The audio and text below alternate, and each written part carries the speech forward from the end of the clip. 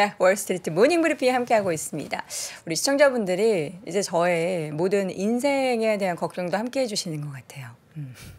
여행커 올해는 결혼해야지 하시는데 모르겠습니다. 왜냐면 저는 이제 뭐 일적으로 제가 만족할 만한 혹은 이 정도면 내가 됐다 할 만한 수준까지 이룩하고 나서가 그 다음 스텝이 결혼이라서 올해 열심히 일을 해보고 그 만족할 만한 수준이 나오면 여러분께 가장 먼저 저의 결혼 소식도 알려드리겠습니다.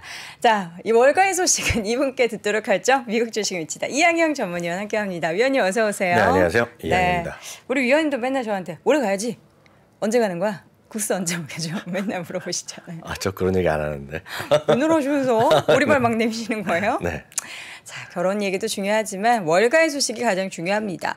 시장이 오늘은 좀 많이 빠졌어요? 네, 몇 가지 요인이 있었죠. 굳이 따지자면 이제 테슬라도 뭐 다른 것도 있겠지만 네. 리콜 소식이 좀 있었고요. 가장 큰 거는 이제 생산자 물가 지수가 발표됐는데 예상을 넘게 나왔습니다. 이미 소식 들으셨죠? 0.4 정도가 올라갔어라고 생각했는데 0.7이 났단 말이죠. 그런 것이 이제 그러면서 인플레이션에 대한 우려감 그리고 이제 그럴 때마다 나오는 약간 매파적 인물들의 발언 이런 것들이 나오면서 금리가 이제 또 그 급등하는 모습 그러면서 결국은 주가 좀 밀려 내려가는 그런 모습이 오늘의 전반적인 그림이었다라고 보셔야 되겠고요. 그런 그림이 보여주는 것이 이제 계속 나오면서 연방은행 총재 두 분의 얘기가 나오고 테슬라까지 나오면서 주가지 흘러내리는 그런 모습을 보여준 것이 오늘 하루의 흐름이었다고 간단히 이해하시면 되겠고요. 네. 나스닥, 다우, S&P 할 것 없이 1% 초반대에서 1% 후반 정도 하락세를 일단 접어들었습니다. PPI 말씀드리면 PPI는 여하튼 7개월 만에 최고치가 나왔는데요. 그거 보시면 딱 요 정도 0.47 정도 나온 거죠. 그래서 가장 큰 거는 이제 생산자 물가에서 다양한 것 중에 역시 유가 상승에 따른 어떤 비용에 대한 증가죠. 네. 이런 것들이 결국 유가 상승이 주요 요인이었다고 하는 것이 되겠고 역시 여기서 서비스라는 건 다 마찬가지 흐름이 되겠습니다.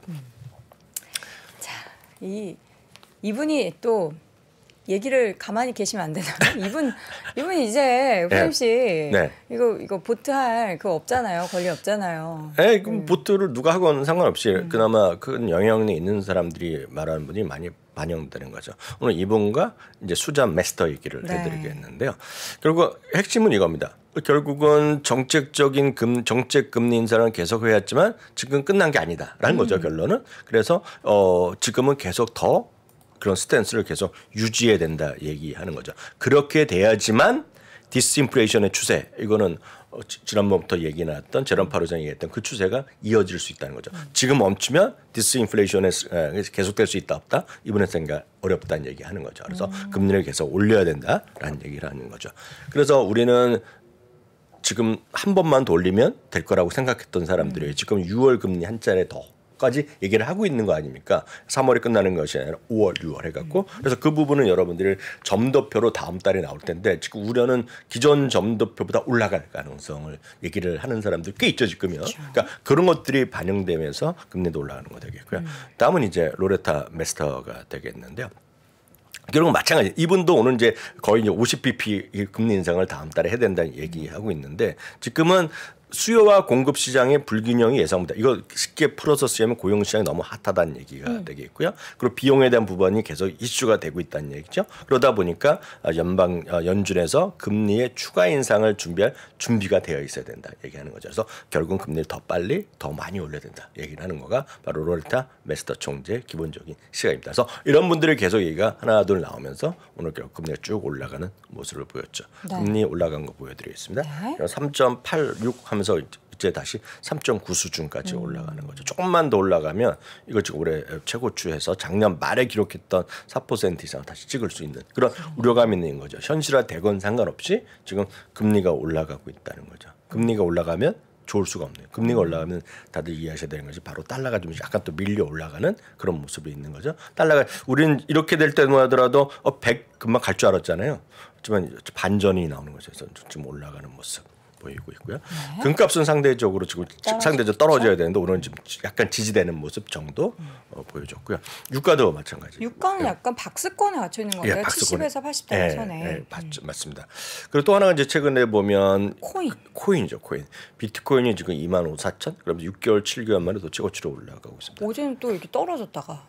그러니까 이거는 뭐 24시간 7일 내 360일 계속되니까 등락인데 여튼 지금 이런 것들 올라가는 것 자체가 시장의 전반적인 소위 어떤 밈주스를 시작했지만 밈은 요즘 별로 얘기 안 나고 밈을 대체하는 2023년 상반기 최고의 밈은 AI라고 그러잖아요 지금요. 그래서 그런 것들이 하면서 이런 것들이 다시 분위기가 좀 조금 더 왜 그런지 모르겠지만 이런 것들이 움직임을 보이고 있는 것이 지금까지 오늘 금융시장의 전반적인 흐름이다라고 이해하시면 되겠습니다. 네, 자 밤사이 특징적인 종목 가장 먼저 리콜 소식 전해온 테슬라. 근데 그동안 리콜 소식이 사실 굉장히 많았잖아요.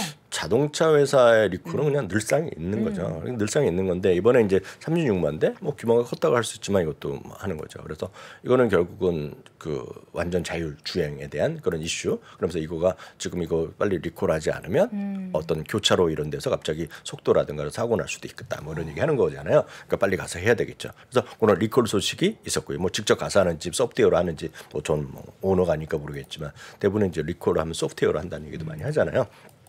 하여튼 그런 것들인데 어떤 소식이 나왔습니다. 그래서 오늘 주가는 좀 더 그런 요인뿐만 아니라 금리의 상승 전반적인 나스닥 꺾일 때 누가 먼저인지 모르지만 일조를 한 건 분명하죠. 그리고 테슬라가 주가 떨어진 거 오늘 리콜 소식 나온 다음에 주가 더 많이 떨어진 건 팩트입니다. 그래서 테슬라의 오늘 주가 하락은 리콜에 큰 영향이 있었다라고 보셔야 되겠죠. 이게 온라인으로 업데이트를 무료로 진행을 한대요.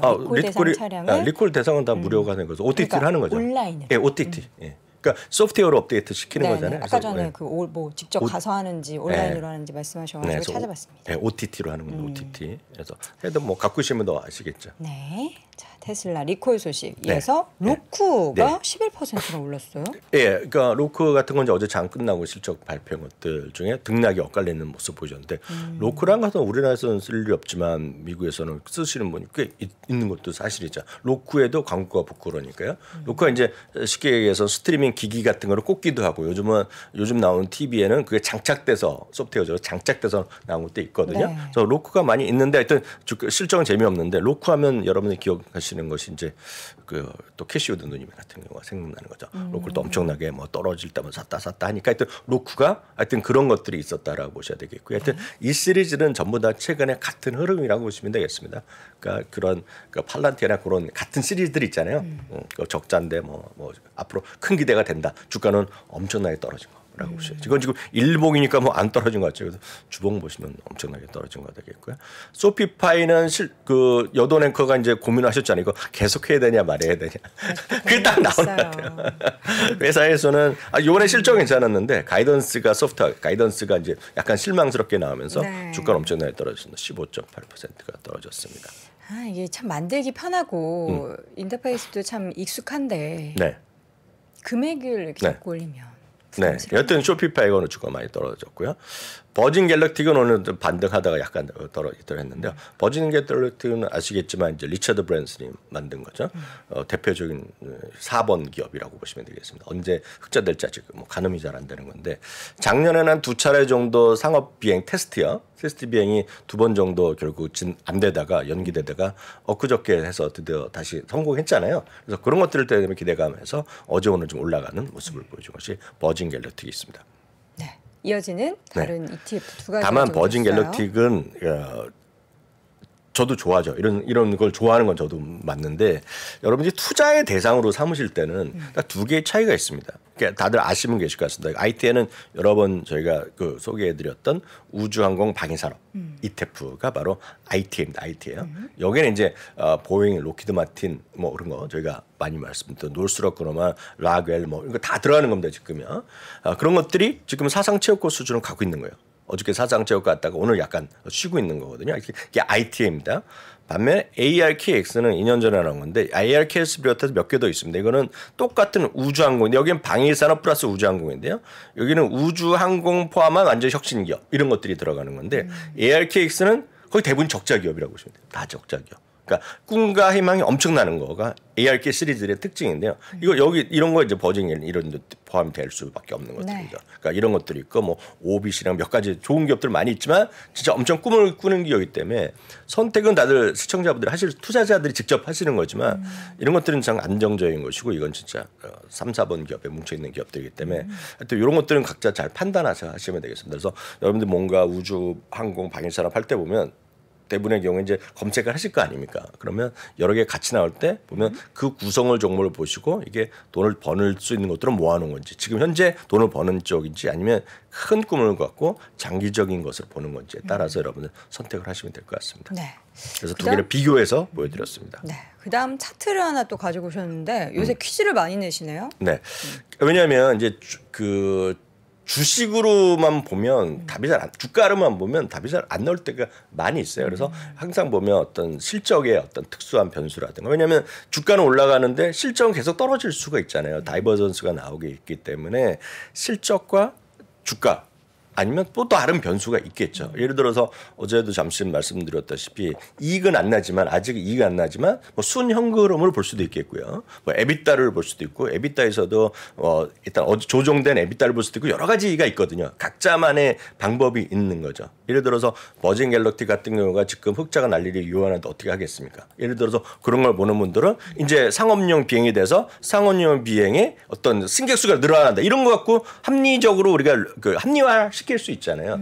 그렇지만 각각을 보셔야 되는데 이런 것들도 중요한 거죠. 이게 뭐냐면 이게 600억 달러라고 써 있잖아요. 이게 전체 추인데요. 이게 보시면 미국에요.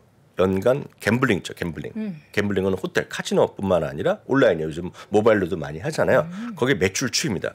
작년에요. 작년에 2020년, 2021년, 2022년에 15% 늘어나면서 사상 최고의 매출을 기록했어요. 그러니까 미국 전체 카지노 업계뿐만 아니라 온라인 쪽의 매출인데요. 그러니까 이런 것들을 보면 주가가 어느 정도 올라가더라도 우리가 좀 합리적으로 우리가 생각할 수 있죠. 그런 관점에서 하나 보여드리겠는데요. 현재요. 미국 내 34개 주에 및 워싱턴 DC에서 갬블링이 허용되고 있습니다. 이 갬블링은 스포츠 베팅도 포함되고요. 온라인 베팅 다 포함됩니다. 우리나라에서는 스포츠 베팅 토토 이런 거 되겠지만 네. 카지노는 딱 한 지역만 되고요. 강원랜드. 예, 온라인 베팅이 우리가 기본적으로 안 되잖아요, 지금이야. 근데 하여튼 미국은 많이 다르다는 거죠. 그리고 리세션 우려에도 불구하고 4분기 갬블링 수요가 위축되지 않고 있다는 것이 되겠고요. 작년에요, 미국에서 슬롯 머신에서 손해 본 돈이 342억 달러 날렸다고 합니다. 슬롯 머신에서. 이렇게 놀라시죠? 5%가 늘어났고요. 테이블 게임이라는 거는 이제 블랙잭이라든가 룰렛 이런 것들이요. 다 달러죠. 바카라 이런 것들이죠. 이런 것들 100억 달러가 날아간 거죠. 11%. 그러니까 이런 것들이 고스란히 누구한테 돈이 들어갔다 카지노 회사한테 들어가는 거잖아요. 그럼 얼마나 많은 사람이 카지노 갔는지 저도 이 수치를 보고 깜짝 놀랐는데요. 미국인이 작년에 8,400만 명이 카지노를 갔습니다. 그러면 전체 인구의 34%가 간 거예요. 근데 여기에는 이제 오해를 하시면 안 되는 게 여기에는 카지노에 간 게 카지노 맛 때문에 간 분도 있지만 리조트잖아요. 리조트에 간 거죠. 그래서 젊으신 분들은 클럽 때문에 가는 분들이 엄청 많거든요. 아, 카지노 옆에 클럽이 붙어 있습니까? 안 가보셨어요? 저는 사실 뭐 라스베가스 갈 일이 없어가지고. 안 가보셨어요? 네. 거기 가시면 그 카지노가 유명한 클럽들이 저는 이제 아주 어렸을 때는 가본 적이 있는데 갈 일이 없죠. 근데 이런 것들이 전반적으로 전부 다 그런 먹고 마시는 게 관련돼 있다는 거예요. 제가 말씀드린 것은. 그래서 이 수요가 엄청나게 큰 비즈니스라고 보셔야 되겠고요. 네. 그래서 윌 리조트가 됐건 MGM 리조트가 됐건 그런 것들이 있잖아요. 지금 다 지금 올라가고 있어요. 아직은 실적이 작년 실적이 뭐 적자이기도 하고 아니 회복이 덜 됐고 이제 마카오를 얘기 많이 하지만 이제 이런 것들이 많이 바뀔 수 있기 때문에 이런 것들에 대한 투자 의견이나 목표 주가가 많이 올라가고 있다라는 것 좀 보시면서 윌 리조트도 마찬가지, 뭐 MGM 리조트도 마찬가지입니다. 그래서 이런 것들을 주가를 볼 때 좀 열린 마음으로 그냥 제가 어제 오늘 계속 말씀드린 것은 그냥 주가만 보지 마시고 이런 거 좀 근거를 갖고 보시면 좋을 것 같아서 한번 소개해드렸습니다. 우리나라에서도 파라다이스나 GK 이런 카지노 관련주들이 요새 주가 퍼포먼스가 엄청 좋거든요. 근데 미국이나 우리나라나 생각하는 게 비슷하네요. 아주 좋은 지적하셨는데요. 그 우리나라에 있는 그 파라다이스 그 GK 같은 경우는 결국은 중국 사람이 많이 와야 되잖아요. 중국, 일본. 네, 근데 그런 제가 말씀한 건 기대감입니다. 아직. 왜냐하면 개별적으로 오지만 중국은 아직 단체 관광이 관광객이 아직 안 오잖아요. 그러니까 단체 관광객이 오기 시작하고 돈을 벌면 되겠죠. 특히 일본 사람들이 들어와야 되거든요. 일본 사람들이 많이 와야 되는데 아직은 생각보다 그렇게 크지 않거든요. 지금요. 그런데 지금 미국은 이미 이게 보여주고 있다는 거죠.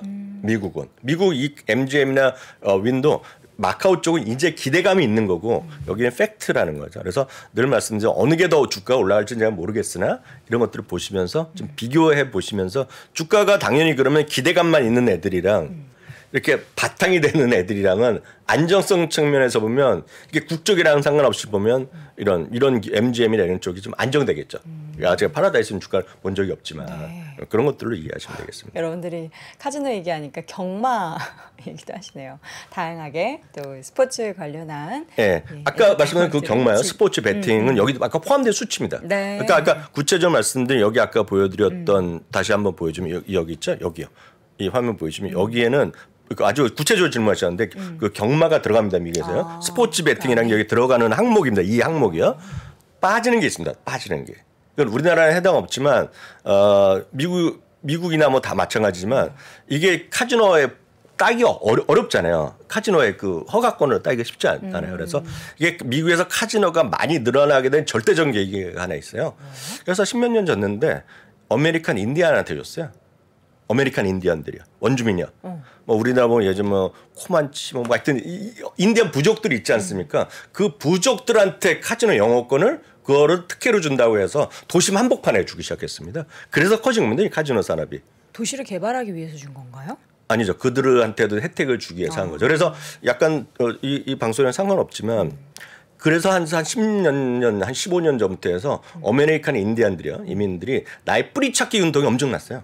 나도 거기에 아메리칸 인디언들 선언하는 사람. 왜냐하면 그 부족한테 권리를 줬거든요. 근데 그 항목들은 다 빠진 겁니다. 그래서 그거는 이제 통계가 안 잡히고 자기네들이 하는 거니까 이거는 미국의 그 아메리칸 인디언 하는 걸 제외한 것들이라고 생각하시면 되겠어요. 아주 디테일한 걸 질문하신 분이 계셔서 제가 깜짝 놀랐습니다.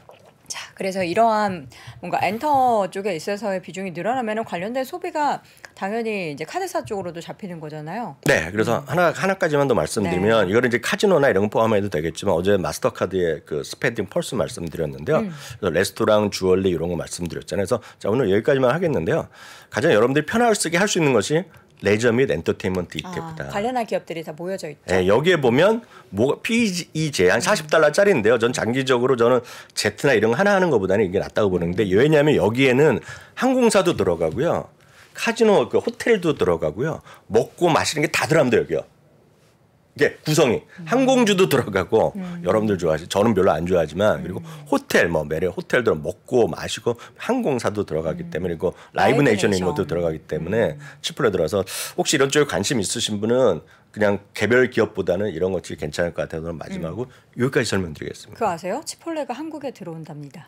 네, 좋아하시잖아요. 좋아하는데 뭐 엄청 비쌀 것 같은데요. 아 그래요? 네. 어쨌든 치폴레 한국에 상륙한다라는 소식도 TMI로 전해드리면서 오늘 월가의 소식 미국 주식에 미치다 이항영 전문위원 함께했습니다. 고맙습니다. 네, 감사합니다.